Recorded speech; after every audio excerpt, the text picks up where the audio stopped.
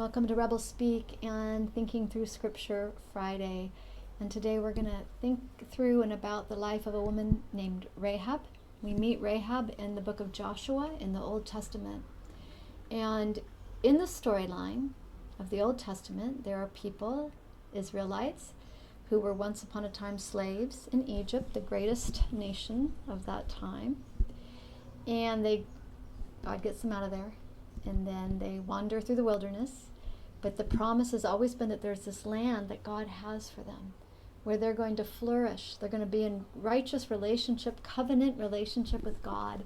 And God kind of has this game plan that to flourish a people, but also to have a people who flourish that other nations can see what righteousness looks like. Because there's so much violence, there's so much cruelty, there's so much disregard for human worth. There's disregard for the land itself. There's disregard for people, that humanity that's made in God's image looks nothing like God. And God has sworn to Abraham and to Isaac and to Jacob that God had this land for their ancestors, for their children, right? The children that come from them, the Israelites. God has this promise of land for them, that God's grown the people so that God's grown the people in the midst of slavery. It's quite a complicated story. The people have grown, and now the time's come for the people to come in and possess the land. But part of the criteria prior to the people possessing the land is that the nature of the violence and sin in the land be such that it's good and right, that they be wiped out and a righteous people be put there instead. God that doesn't just come in and take it from any old, he doesn't come in like a bully. He's not a bully. There's something about this kind of moment of critical mass of violence. And sometimes it's hard for us to think honestly about violence. It's hard for us to think honestly about cruelty. What a violent land, the oppression and the misery of living in a violent land. And Rahab, the prostitute, lives in oppressive, violent misery. She lives in a land like that. And it's something we want to think about, that Rahab's not just, we can just have a word, she's a prostitute. Well, what does it mean? When you're a prostitute, your whole identity is in that position. You have shifted to a role in the culture and society that's very different from most other women. You don't have access to a lot of the ways that human worth and human value happen. You have access maybe to some of your own means and ways of your own understanding of value and worth. There might be ways you're growing a business. I don't know much about it, but I know two things: that Rahab is a prostitute, that her life is cut off as a prostitute from many of the ways and means that meaning happen in human life, and that she's a prostitute in a land full of violence and cruelty. And that's where we're going to meet Rahab, in that place, because Joshua, who's in charge of the Israelites, they're about to take this land. And this land, they're going to take this city. It's called Jericho. And it has this kind of fortified wall around it. And so Joshua sends spies out. And it's right for spies to go to a house of a prostitute, because they can't knock on doors and say, hey, we're spies. But foreigners and strangers go to the house of the prostitute. So it's not unusual for them to show up there, okay? But then there's rumors of the spies. And so the leaders of the land, the leaders of Jericho, send people looking for the spies. Rahab hides the spies. She tells the leaders of the city, hey, they left at dusk. As the city gates were about to close, and I don't know where they went. If you hurry, you can probably catch up with them. But she's actually hiding these men. So the king's men went looking for the spies along the road leading to the shallow crossing places of the Jordan River, because they're looking where they might have crossed. How did they get into the land? And as soon as the king's men had left, the city gate was shut. Okay, they're shut in, and they're going to spend the night at Rahab the prostitute's house. So Rahab went up on the roof to talk with them. And here's what Rahab says. I know the Lord Yahweh has given you this land. Okay, I know. I know about you, and I know about the power. And what I want to talk about is her desire to connect with power in a good way.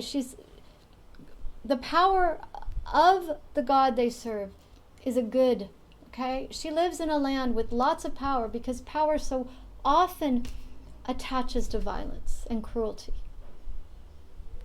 She has no way out of her life. There's no way forward. It's vicious. The land is vicious, and all the more so is Rahab's life vicious and at the mercy of viciousness. And she's heard about the Lord that has given you this land. Right at the get-go, I know this land's been given to you. We are all afraid of you. She just says it like it is. We're all afraid of you. Everyone is living in terror. For we have heard how the Lord made a dry path for you through the Red Sea. That's a storyline from far away. There's something about this that is very touching to me. That this woman who, like fairy tales, like there's something about your God that's like a fairy tale to my heart. There's something about your God that was able to lead you people away from Pharaoh.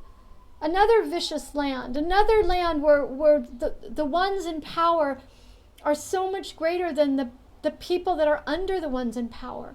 And I've heard the story that how you walked out on dry land. I've heard how your God got you on a dry path through the Red Sea. And I've heard how when you left Egypt, I just didn't read that right, which is common for me. Okay, I heard how the Lord made a dry path for you through the Red Sea when you left Egypt. I've heard about that. It's a dream in my heart. It's a dream in my heart.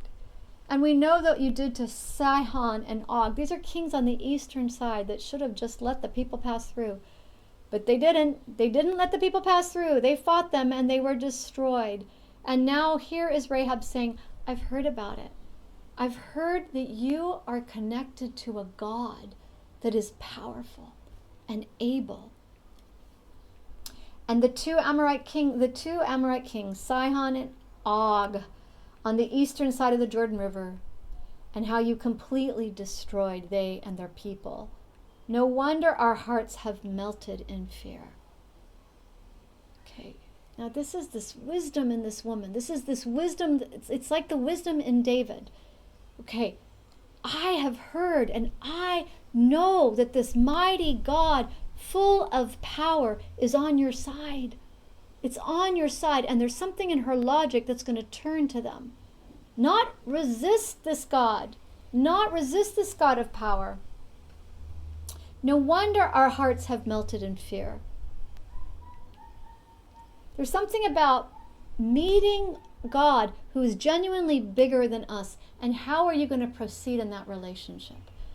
How are you going to move forward in that relationship? Are you going to say, wow, God, you're so much bigger than me, I'm going to hide. I'm going to hide from you. I don't want to be seen. I don't want to be known. I don't want to be revealed. Are you going to say, who am I? Who am I? My storyline is very messed up and broken. It's very messed up and broken. Who am I? But she's going to move towards God. She's going to move towards God. No one has the courage to fight after hearing such things. For the Lord your God is the supreme God of heaven. There's a declaration. You are following the real God. And your God has supreme. There's no one with any power higher than the God you worship. The supreme God of the heavens above and the earth below. Rahab has looked and she's seen. And she's not just saying, I'm going to spend all my energy being afraid of your God. I think sometimes we can be in this situation where there's something about God and God's bigness that has us shying away from God, has us not trusting God's best and highest intentions for us. That I'm going to try to hide and just hope and pray that somehow I get beyond this supreme highest God. Not so Rahab. She's going to lean into God. She's going to lean into what these spies can offer her. She's going to lean in and say, I want a part of that. I want what you have with the supreme God of all of heaven and earth. Now swear to me by the Lord that you will be kind to me.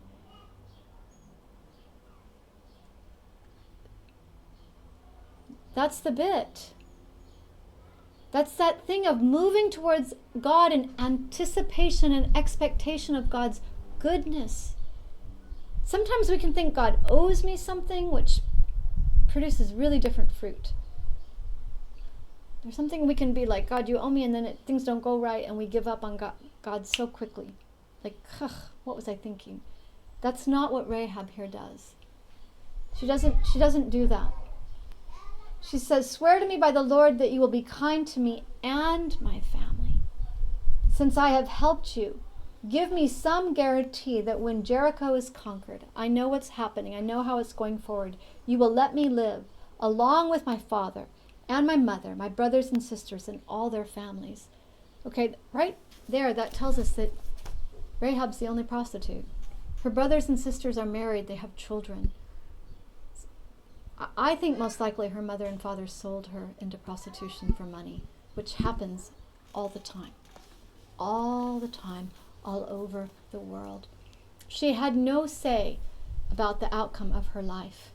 And now, because she's met people that know the supreme God of all the heavens and earth, she has some say. She has some say. She has some say. She goes at the ones. She has some say and says, because I know about your God, and I know about the power of your God, and I know how your God got you out of the land of bondage. I know how your God did that. I'm asking for mercy from you and your God.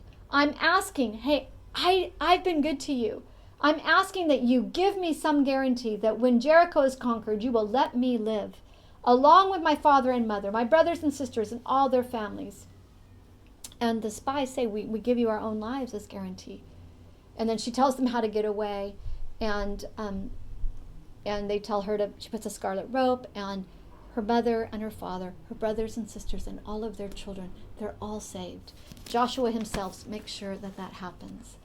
But I just want to, this thinking through Scripture, want to think about Rahab, want to think about a woman whose situation has been locked into a storyline, that there's no way forward, no way out in the midst of a violent and vicious people. And we see it. We see little lives. We see little lives that have no advocacy at all. And this woman who's grown up at some point having been sold into prostitution, who has the wisdom and the forethought to run towards the goodness of God, asking for kindness. And I don't know, there's something that I want to say, that when you see the story of God, make sure you're seeing the story of salvation, which is the story of liberation, which is the story of those who are damaged in the midst of powers that are evil, cruel, and unkind, with no way forward, finding the God who saves and delivers them. And I'm very confident that life for Rahab was not effortlessly easy. That's just for me. She was an outsider. Maybe I'm wrong. Maybe she marries an amazing man. I don't know what life for Rahab is in Israel after this encounter. But I do know this, that Jesus' lineage is proud to name her by name. Right? Not a lot of women get airplay in that lineage, but Rahab is one of them. And that's my thought, this Thinking Through Scripture Friday. God bless you.